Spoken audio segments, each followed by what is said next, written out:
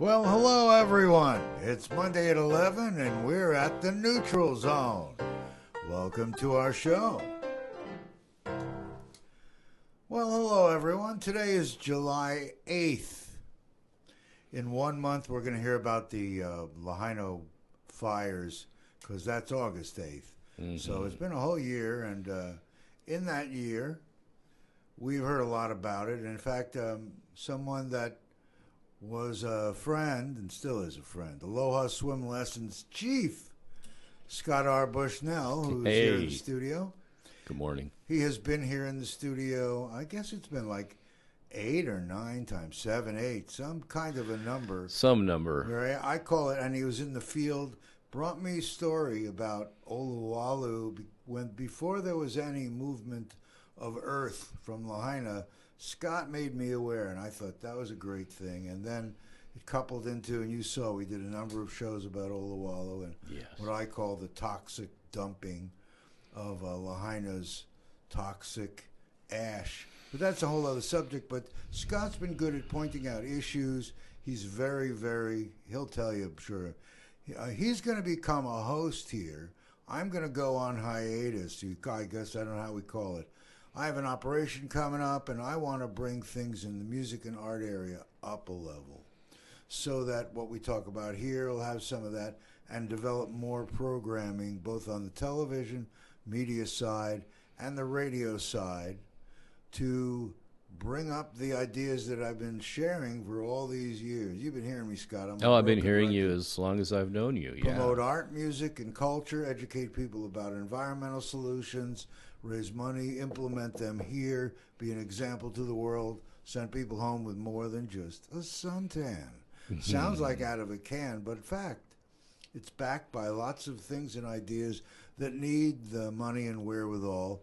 And I don't know about you, but when I look at our budget and see it over the 1 billion plus mark, and we have need for things that we can't supply here, how is an environmental solution that's going to help us get funded before it can be proven so that one might do it in scale and make it an economic winner? See, so that's the goal here. That's my goal and has been way I mean, long. People come to visit here not for the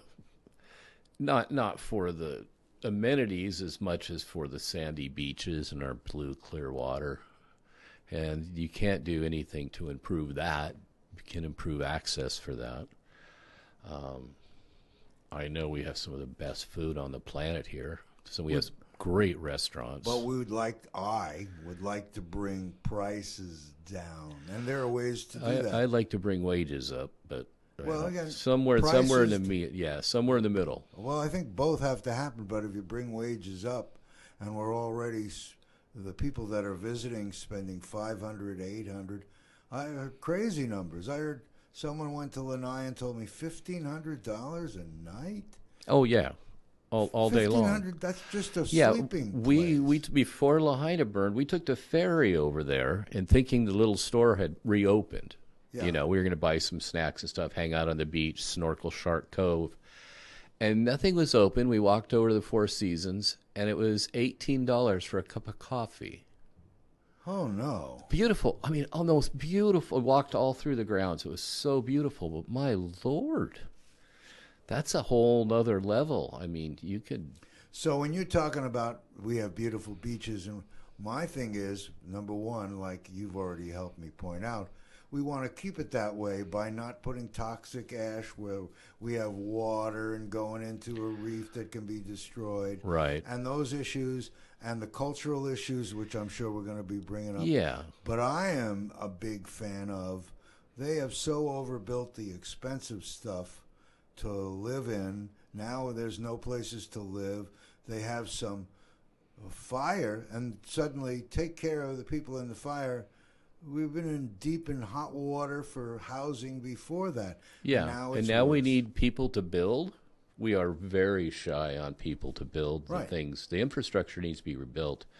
I to this day, I'm still scratching my head because, you know, when I worked on their family farm up above Oluwalu, Yeah, and good morning. Good morning. Good morning. Yeah, and I dealt with inspectors putting in wiring and underground cabling between the Ohana and our solar shed, and all of that went through to put that 600 yards of line in. And I was like, man, there was like 4 or 5 inspections just to put in a power line, and it's off-grid power line. I was like, wow, how are they going to rebuild Lahaina? They go through inspectors here pretty quickly. I mean, it's a tough one.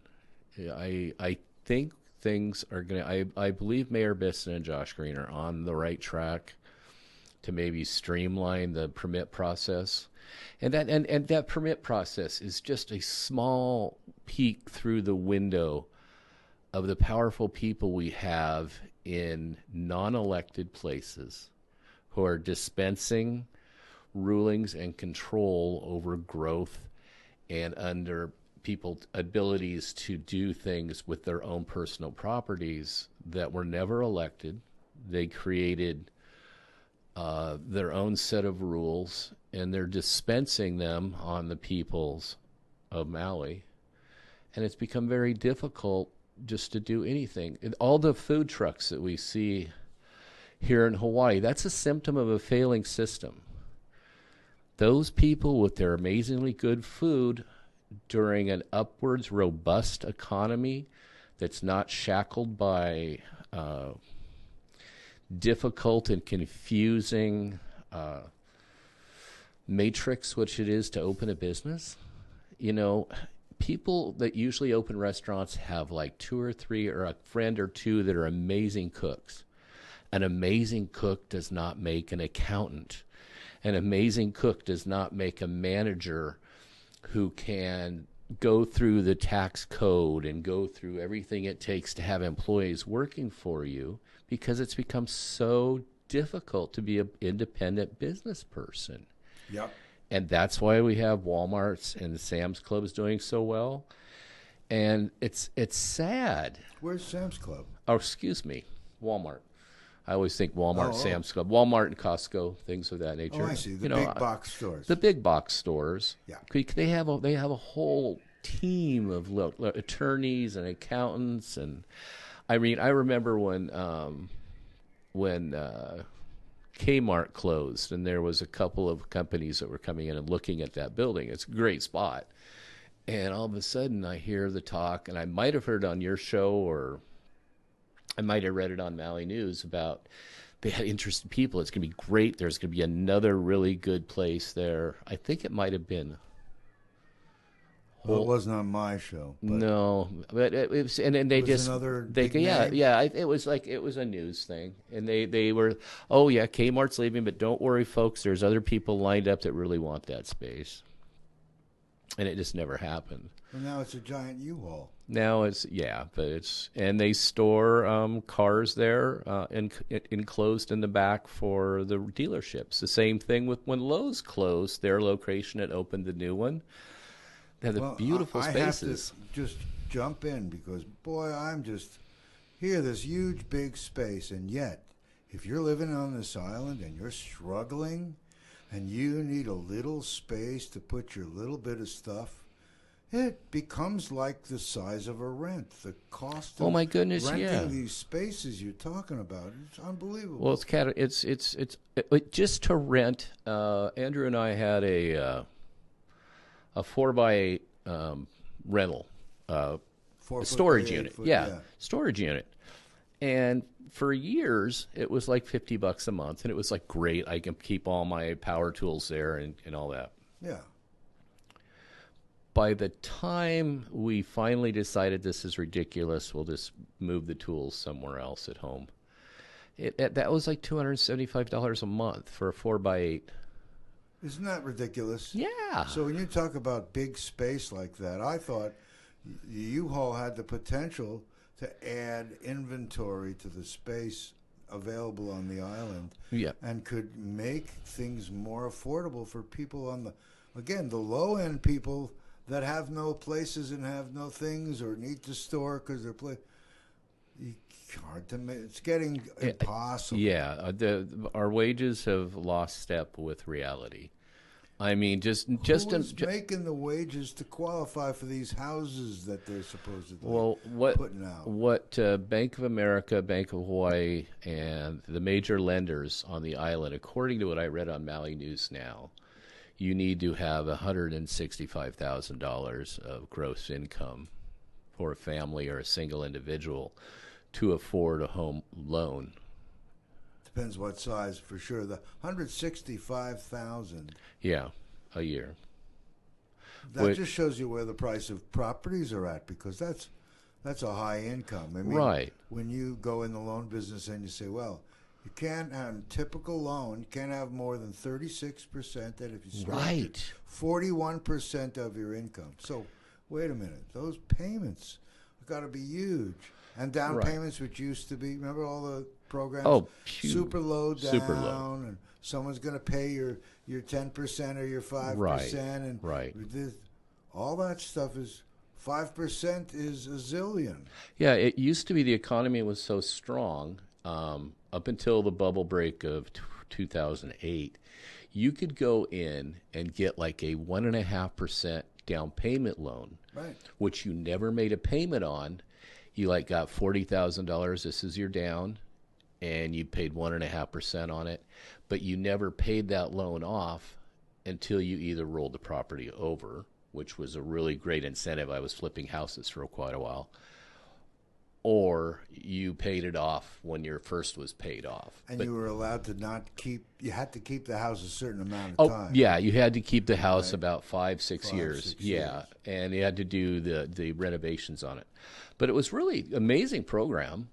I mean, I know now what I've learned here, that it's so difficult for people to even get their faucet repaired or get a door rehung or a light fixture changed.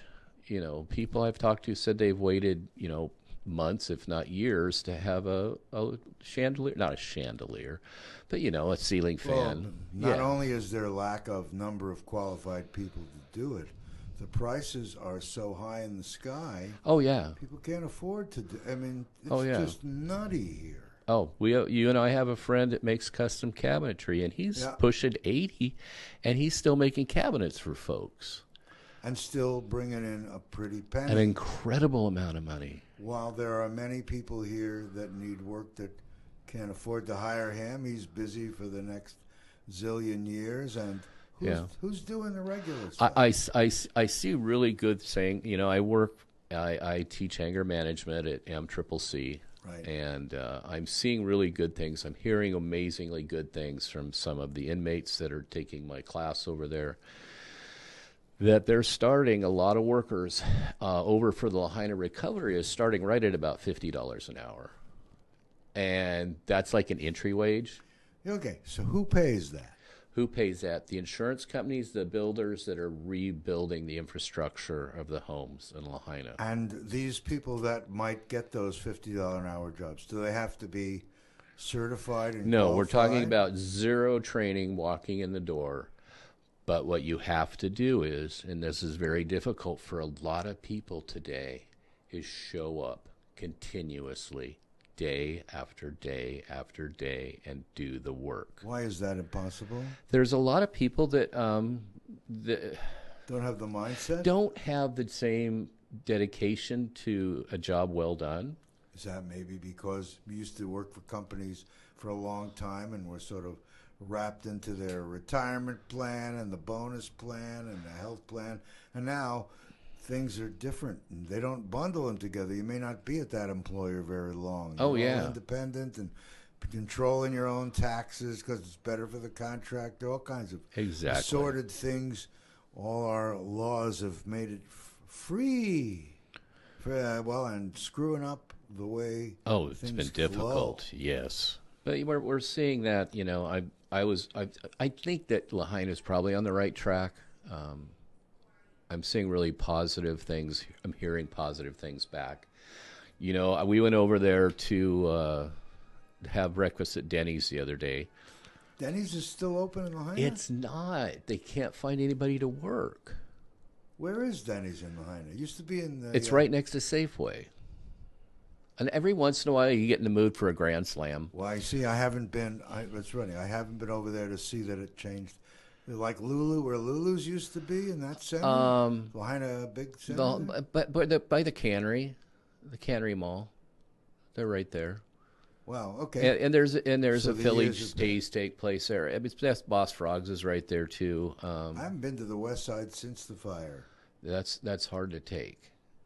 Yeah, I actually rode the bus because the bus sits up higher. I said, I'm gonna ride the bus. I'm just gonna go. If you ever just have a day where you just want to go somewhere and not burn gas, just step on a bus and you can tour the entire island. Breaks almost. my heart to see that. I live there. Oh, yeah. I mean, the places I've lived, the Maui Islander, gone. And why are they making it so impossible? I like when they put in the paper, hey, 30 people have gone through the process and are starting the process to rebuild. Here's how they did it. Well, we got to have a strategy to be able to. That's exactly Isn't that it, Jason. ridiculous? It's not and just like I said, that people, the food truck industry, we've got people who have great skills at cooking and baking and making things. They don't have the skills to navigate the fine end of getting around and being a small business person on the island. And where are you going to find the people to build these properties that we're talking about? Yeah, I see the tiny homes over here by the Flag Church, and I'm like, oh yeah, in the middle of town. It's horrible how long it's taken. It is, but like. I see this as the same thing that happened to Detroit during the auto industry, and they just created a ghetto. When the sugarcane left the island after Pioneer closed on the west side, and after Baldwin closed over here, they said the sugarcane, that's all going to stay farmland. Nothing else is going to be there. The environmental movement that really thrust the sugarcane industry into leaving the island, plus their government subsidies lost. Right. And now all of a sudden we have a non-organic farms, tons of them. I love it that I'm seeing fruit trees and people out picking fruit this morning while I drove over. But I'm going like, that's a labor-intensive thing. Non-organic farm. You said it in just a few words. So this big produce and all the stuff growing is not doing it in a way you that can't. Most people... This is the tropics. You need to use. So I'm just hearing you, but look what we're doing. Yeah.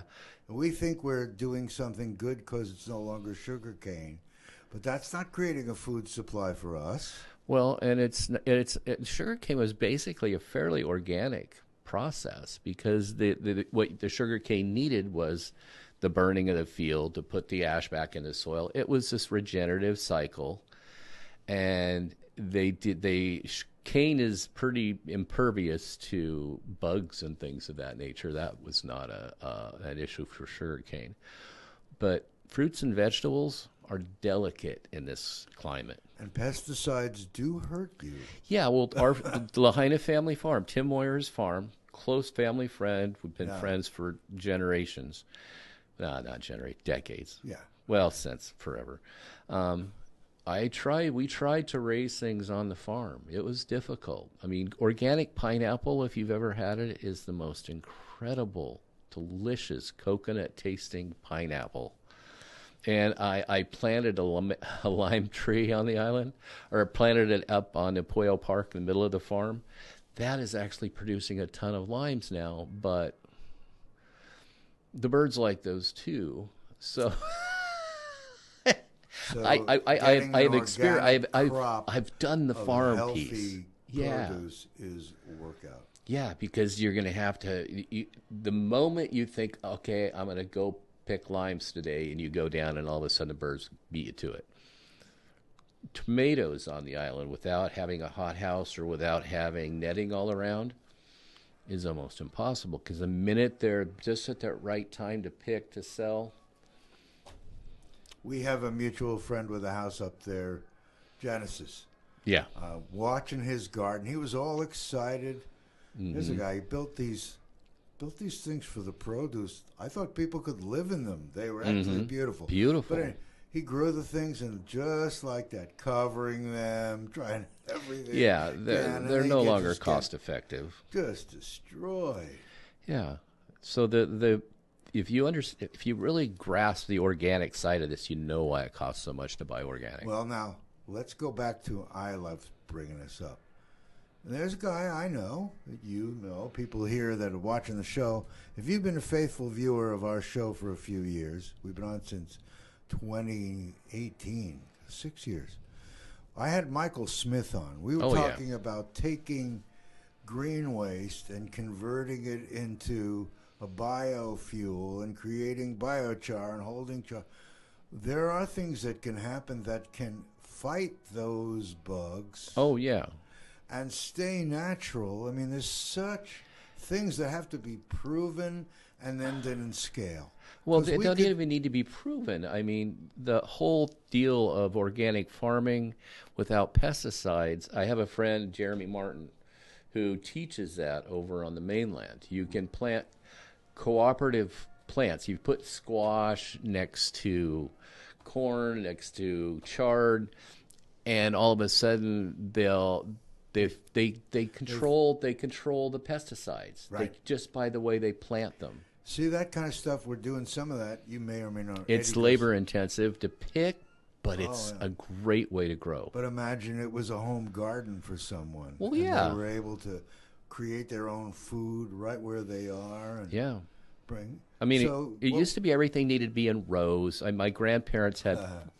I grew up with a garden always. Oh, that's great. And, the corn was in a row, the tomatoes were in a row, the strawberries were in a row, and the raspberries are in a row. Everything was rowed out. But this new type of farming, which is actually a very old type of farming, where you just throw all your seeds in a dirt and rake it around and water it. And now they know that, wow, they knew something back then.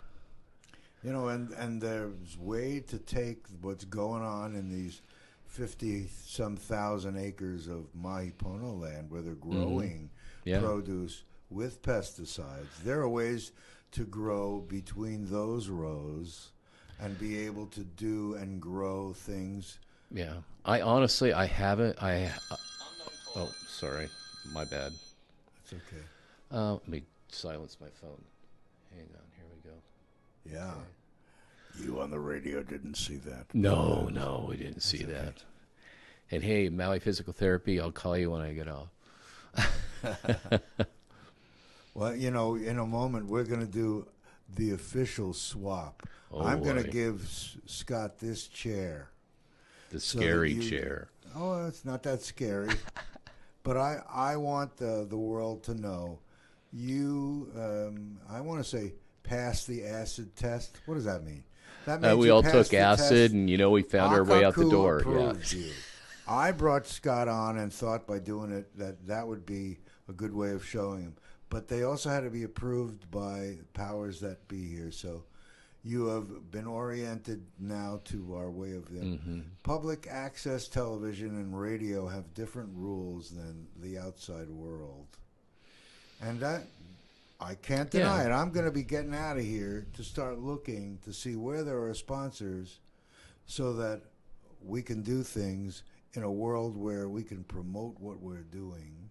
There we go. Be able to get a greater viewership and involvement.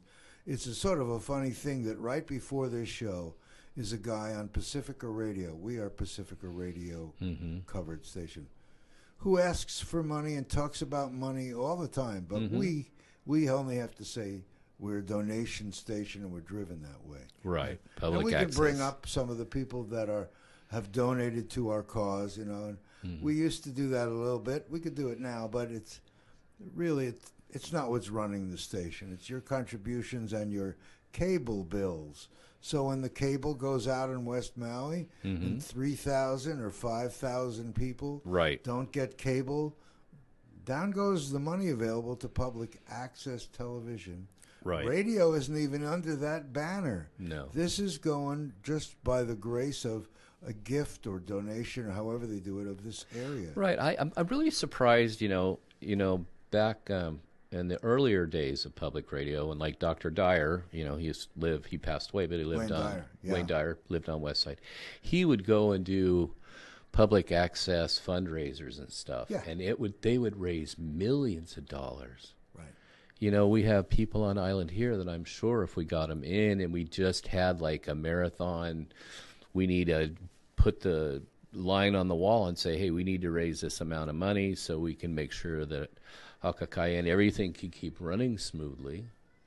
You can see why I want to go out in the world. I don't know if it's going to be local people that'll catch that idea, or whether it's people on the mainland who are already got things going on here. It's mind-blowing that BlackRock owns a couple of these hotels. You find big money. They own all the radio. They own every commercial radio station and television station in Hawaii. What does that mean? They have the money that funds ABC, NBC, CBS. All of the networks are owned by BlackRock. And what does that do to the delivery of a to message? Fair and Balanced? Well, and there's a whole other subject that we're going to open up that we really need to talk about, because I teach cognitive behavioral change as an adult adaptive swimming instructor. I also teach cognitive behavioral change to inmates to learn how to change behaviors. The frightening part of cognitive behavioral change is that it can be weaponized. You can be convinced, if you watch enough of one opinion and you're taking it with small doses, and small dosage, they can convince you, the mass media, to believe one scenario or another, and they feed it to you slowly, piece by piece by piece. It's not new. It's not magic. It's not anything like that. It's just basic psychological manipulation. I do it to help people who have been so afraid of the water that they've lived their whole life and they have come to believe deeply, deeply, deeply in their head that they could never float or they could never swim. And I have people in their 60s, 70s, and 80s all the time that I take in the water, and we get them past that.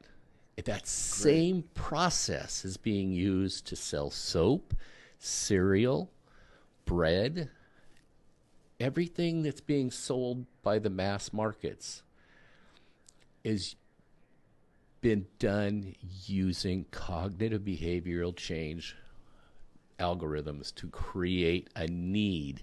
I mean, how often can you watch any television show or whatever, and they're going to tell you about some medication and something that you better talk to your doctor about because you're going to feel better if you take this pill, and you start hearing that, and you hear that commercial maybe 100 times if you watch a certain program or you're watching golf on TV or whatever, and that slowly, slowly, slowly gets you to believe that, my stomach's upset sometimes. Maybe I need to go see my doctor and talk about this.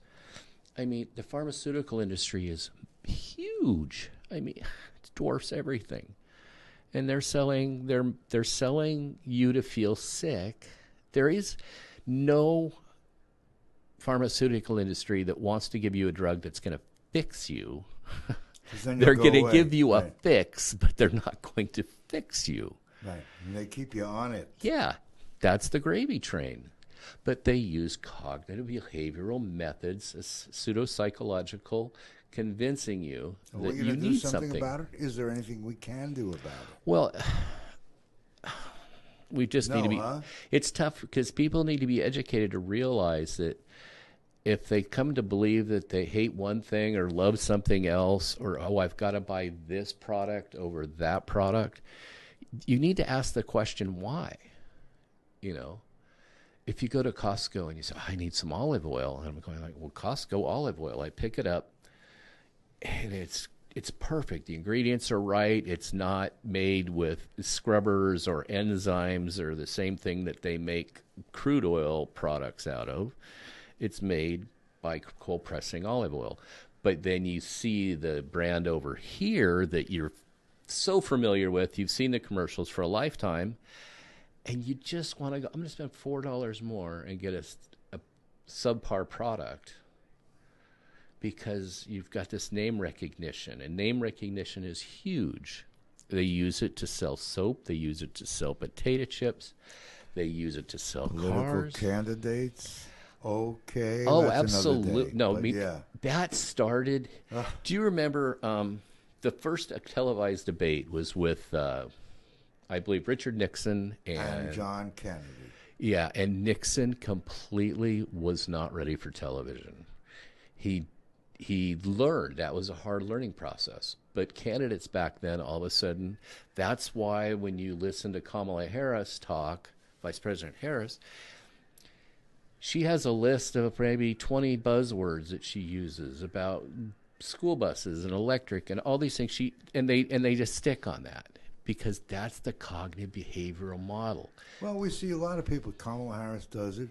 Yeah. Donald Trump does it. Oh, absolutely. Well, that last debate with Biden, which was a whole craziness. People are judging the direction of our country based on how good someone is in a debate. That's a pretty funny thing. I hope that we can get down to talking about things, but always get down to how we can do it together. We got to ask questions. I am convinced that the more we keep dividing from each other, the harder it's going to be. Yeah, and I have this. I've been writing about it. I've been journaling about it for a long time. If you look at the amount of people who go to church or go to synagogue, has declined drastically. Yeah. It's not that people don't believe, but when you go down, I remember going to Mass over in Lahaina town, and I remember sitting there and thinking that I know the three people that are sitting next to me and knowing that they have absolutely opposite beliefs politically of how we're going to get there than I do. And I went, but you know what? We're all on this vision to get to the right place. So that was a safe meeting space because, you know, there were Democrats, there were Republicans, there were conservatives, there were lifetime Islanders there, and everybody came together because you were there because you believe there's something better in the next life. Today, we have nowhere that people actually go and meet and mingle.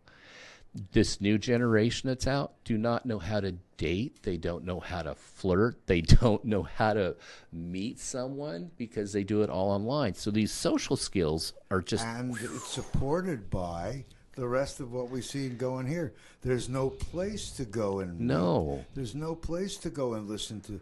You like a music band, you'll see them once every so often if they can get into some schedule. And right. Crazy, crazy, crazy.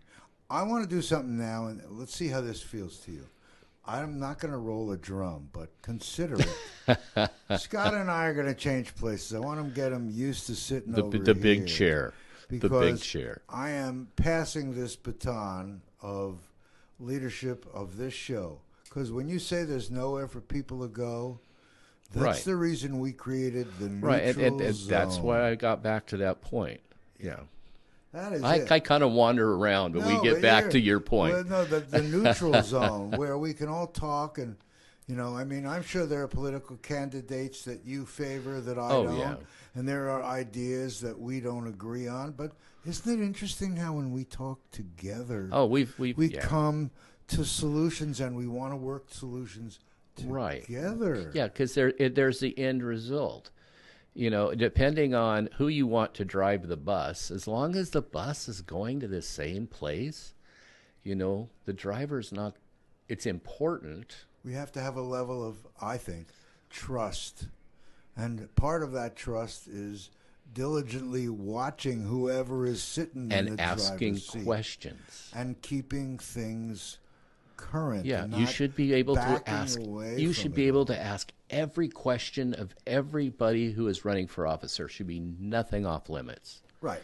We need to have questions. That's what growing up in the 60s and 70s and 80s, you know, with my brother who went to Vietnam and came back from Vietnam and my father who fought in World War II, they were like, we've got to ask questions. Why are we going to Vietnam? Why are we going to the Middle East? Why are we in Ukraine? It's like these are taboo anymore. Why is it bad that Israel is fighting Hamas? I mean, these are questions that no one seems to want to answer. They'll answer in those small sound bites, which are cognitive behavioral memes, which will help program your brain to think like they want you to think. But we still need to ask questions. Yes, we do. Yeah, and they're important. And we need to, maybe you can bring someone from Hamas here on show. I have a few people that will be calling in. I'm looking forward to it. My daughter actually heads up the Wildland Firefighters. Yeah, that's exciting. Yeah, she's been in Washington, D.C. testifying. I have my life partner's mom, whose grandparents, her parents grandparents walked in a trail of tears. You know, what it's like growing up reservation-wise. We've got a lot of things that are going to go on. Let's do this officially. I'm going to take my headphones off. Okay. And I'm going to walk over there, and he's going to come over here. I am going to be turning this seat over to Scott R. Someday he'll tell us what the R is. Bushnell. Come on. All right, Jason. Here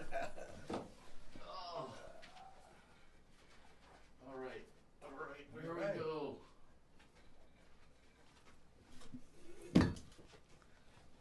Oh, boy. Look at that. Look at all the lights over here. So now you can see what's going on. That's nice. Boy, it's freeing sitting over here. This feels like how are our volumes? There's pretty the soon. camera over There's there. your camera. There's my aloha. Aloha. And your water bottle. Is it in the screen? Oh, my ugly You can water see bottle. up there. Can you see what? You can see the screen. See it? Okay, now I'm good. There we go. right. Oh, you can keep it wherever. Well, thank you for having me as a guest on your first show. Well, thank you, Jason. You've been really terrific. I've loved having you on because look at the subjects you brought up today. Really, you know, you keep us thinking and keep us growing. Keep questioning. Yeah. We have our height difference. I gotta change cameras now. what? Uh-oh. Oh, the difference in height. I'm a little taller than A you. little taller. Oh, what happens on There the we screen? go. There we go. There you go. All right. Oh, good. Okay. You see, you think someone's taller or shorter based on these camera Oh, positions. my goodness. Yeah. So go ahead, ask me a question. James Hutchins. I No, love no, when it's these your people turn. call. I always tell them, hey, don't call Monday 11 to 12. Yeah. Unless you're calling and you're on the air, then you got to call 808-873-3435, which, by the way, is at the bottom of the screen on the right. Yeah. That's a call-in number. And also, Scott, here's something you might have fun with. Okay. We're also a call-in, call-out talk show. That means, let's say you want to bring on Mayor Bisson. Mm-hmm. I'm making it up. Oh, Or yeah. you want to ask a question of Yeah. somebody. You can call out right Yeah. from the air. Right, and that might work a little better for me. You know, I've been in touch with Bobby Kennedy's campaign. We talk Right. via me and Tulsi Gabbard, who I absolutely adore, who I got to know through her office back in 10 years ago or so. She was absolutely an amazing person to answer questions. You know, there's a lot of questions. She that we doesn't have. dodge things? No, she always was straight up with that. And I was like, wow, this young lady is going to go places. You know, straight up, you know. James Hutchins. Here he is, see? He not only calls once, he calls twice. James is really excited about He was talking on the last show, too, by doing this. I'm going to give him the hardest time. But it doesn't matter now because I'm going to be off and I won't be sitting here in the studio like that. I'm glad that to hear about Tulsi Gabbard that way. Yeah. When I see her talking the way I do, and you know, they say they start to judge you by the company you keep. This is the only thing that really bothers me. Well, but we're friends, Jason. They don't judge me by knowing you. They don't? No. No, but you know, people don't probably have too much disagreement with me. But I'm talking about politically, with all the stuff going on. When someone starts to talk with a way that doesn't seem clear, like you said, she was very clear and very question answering. But she also asked questions. Okay. And that's what impressed me about her over the last 5-6 years, is she was asking the hard questions. Do you think that she can still be effective? I believe she's still very. I mean, I read her book. I loved it. Loved the book. I don't think her quest is over. You know, she's on a trajectory. I still feel when she was part of the Clinton group, she was really on the trajectory. You know, as a Democratic presidential candidate, and I was like, wow, I can get behind her. And just like everybody else that's in politics, if I know them personally, or I know people who know them personally, it's a lot easier for me to go, okay, what's the real truth? What is the question? You are subliminally feeding me things with tiny little sound bites, which is a cognitive behavioral change model that we use on the general public. If you want to convince somebody that they're a thief or they're this or they're that, if you repeat it and hear it 15 to 150 times in different places, you will start to believe that to be absolute gospel truth. That's scary. Yeah. But that's the exact same thing. And I tell this story oftentimes when I start with a new group at the jail or my out of the jail groups, that if you grow up in a family, or you grow up in a small neighborhood and everybody's related and everybody's close, and you were raised to absolutely believe that when you see a green light when you're driving, that you stop. And when you see a red light, that's when you go like mad. And you grow up believing that to be absolute gospel truth. And then you go outside of your ingetum or your group of people, and you're like, what is wrong with them? They're stopping at red lights. They're going at green lights. And so it's a very hard thing. If you grow up and your whole life you thought that every time you put your foot in the water, a shark was going to bite it off, and there's people that have that stuck, you have to make that adjustment. But we have a lot of people today who have formulated opinions off this micro sound bites that program them to love someone, hate someone, buy Tide detergent over Downy detergent, to everything under the sun. And I was not a big fan of the Patriot Act back when that, or the Patriot Act 2. But what they had in the Patriot Act that I thought was so important was, now that most people get, 98% of people now get all of their news off the internet. They do not get it from the network news. Wow. Yeah. So what does the FCC control? They control some of that subliminal advertising that they learned about in the 60s and 70s, where they could flash things on the screen that your brain might trigger, but you don't see. So that's controlled by the FCC. They had it in there that all internet, YouTube, whoever, could not allow for that to go into YouTube, go into all of that. That's not controlled. So we really don't know sometimes if we're being programmed subliminally, because that component of the protection. Yeah. So yeah. How often do you see people staring at your phone? You don't know if you're opening an email if there's a subliminal thing flashing in the background. It's conspiracy theory, maybe, but they proved it to us that it works. A Stanford study back in the late 60s and 70s, where they had people just watching, go in and you take a class and you watch a show up on the screen, reel to reel. And they were putting things in there. And they found out that they could do that. That's not the Stanford study where they made the prisoners. That's a different study. But they found out that after kids would watch this, they'd say, we're going to go out and have pancakes with chocolate syrup. But they'd be getting out like from this 2.5 hours of watching, and they realized that they could control what the people want to eat. They know it works. That's brilliant. Wow, what a great way to sell your product. If you've got big money and you wanted to be a billionaire, what better way to convince everyone to buy your soap? Well, that's scary stuff. It is. Let me tell you something I just heard this morning, and I really thought it was intriguing.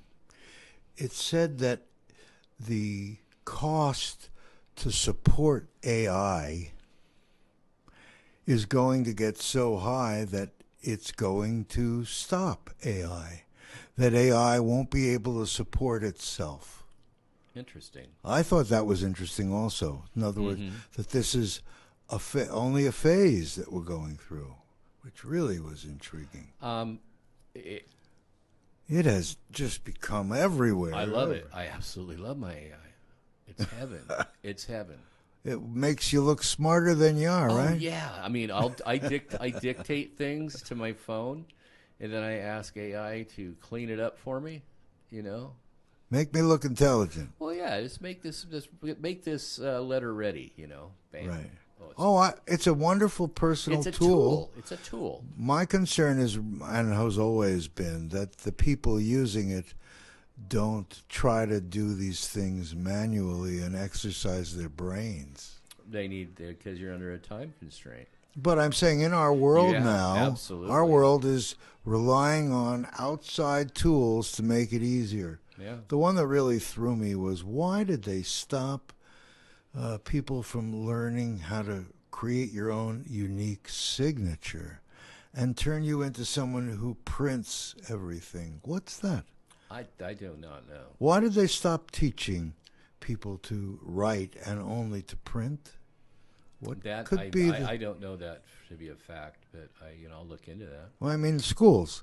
Yeah. They don't teach you to create a signature anymore. They don't teach cursive anymore. My kids learned cursive, and it was they're in their 30s now. Well, I'm bringing it up because it's shocking to me. Mm-hmm. It's homogenizing. It's standardizing.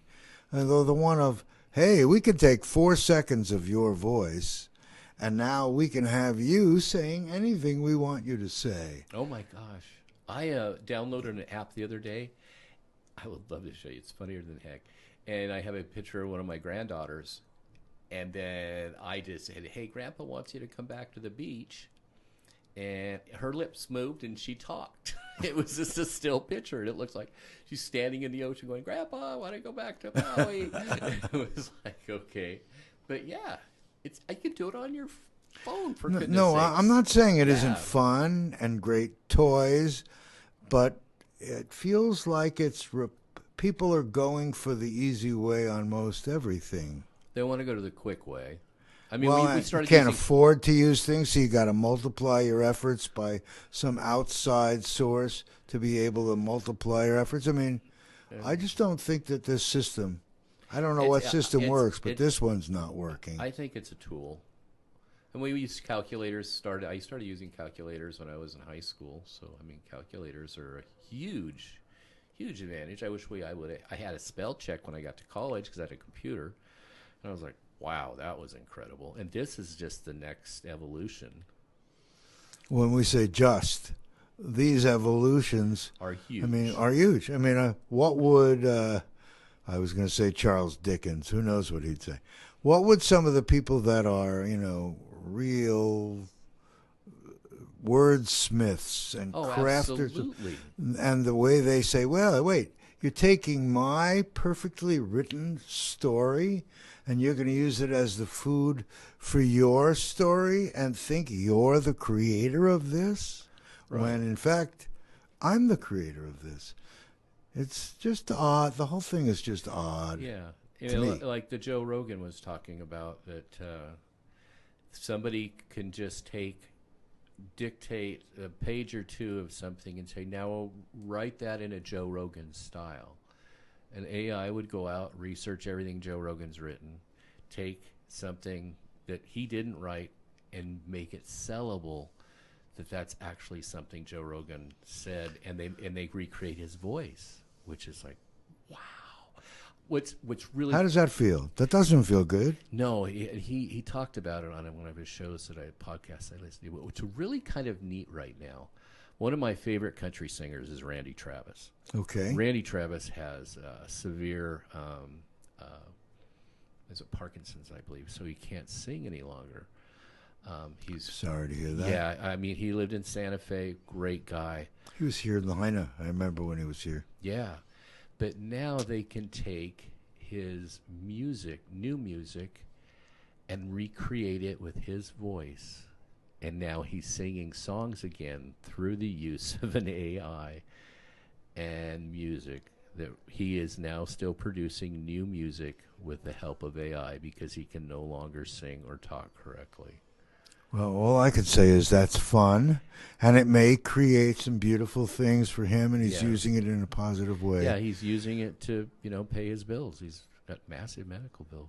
I can imagine. Yeah. But I also know that it concerns me Big time. that others that don't have Randy Travis History. history Right. and using his own personal stuff and his own personal Right. involvement are stealing. Yeah. Or the copyright laws, are they going to change? They're going to have to, shouldn't they? Well, that's a question we should ask. Should And we how change do you know copyright if laws? something is real or whether it's created? How do you know where all that stuff leaves a giant hole? From politics on down, it leaves a real giant hole. Right. I mean, who do you even ask those questions of? Are we too late? No, we're never too late. It might be harder work, but Now that you're sitting in that chair, I'm sitting here going, I wonder how many minutes we have left. I wonder if Scott knows how to turn it again. This is great. I'm really appreciating that you're willing to be here, because once people get to understand that you're here, they're going to come at you, especially when you're bringing good guests and making things interesting. We're going to still, after the show, I'm going to be putting them up on our website, MauiNeutralZone.com. And I share it on my site, so yeah. And like I said to you and everyone, I'm looking for sponsors that are bigger than this.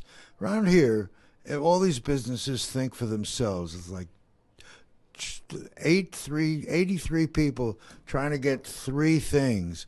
Everyone's scrambling here. The economy, no matter what anyone will tell me, is in turmoil here locally, and the volume of business is down. And the people I know that go out to eat are the very wealthier of the people around. And the ticket prices are high, and the venues that you can't even, new music has nowhere to show itself, and all these things. Yeah. I want to change that, and I think that's going to take someone that isn't on this island, or some ones that aren't on this island who have been using this island, who now want to be able to give back through using its resources in a unique way and build it out. Maybe BlackRock is where I'm going to start. There you go. I don't even know how you contact Oh, those well, people. I'm going to have That's fun a good question looking. to ask. Right? Yeah. If they own all these things, they have good interest, but what about using the local people and helping support and creating a local economy and creating food that we can all eat here that isn't with pesticides? I mean, when I hear they do so much citrus and know that it needs pesticide to support that citrus crop, you wonder, who's making this plan? This is not a plan to help Maui people eat. That's exactly it. And that's when they cut the subsidies to Baldwin, they cut the subsidies to Pioneer Sugar, because they wanted to make the island more organic and more friendly. And I don't know if somehow we lost our way. Yeah. So we need to be organic. We need to be family friendly. We have crops that grow here brilliantly. We need to open up the hemp crop. The hemp crop, if you planted hemp all around an area, the area inside of that is almost pesticide free. I heard someone saying, actually, I don't know if you know Phyllis Robinson. Phyllis deals with farmers and has dealt with, people that are in government here that have looked closely. The cost of everything doesn't make economic sense now. No, you it could get CBD oil anywhere in the country just with get it online. The old things that were happening are not happening the same now.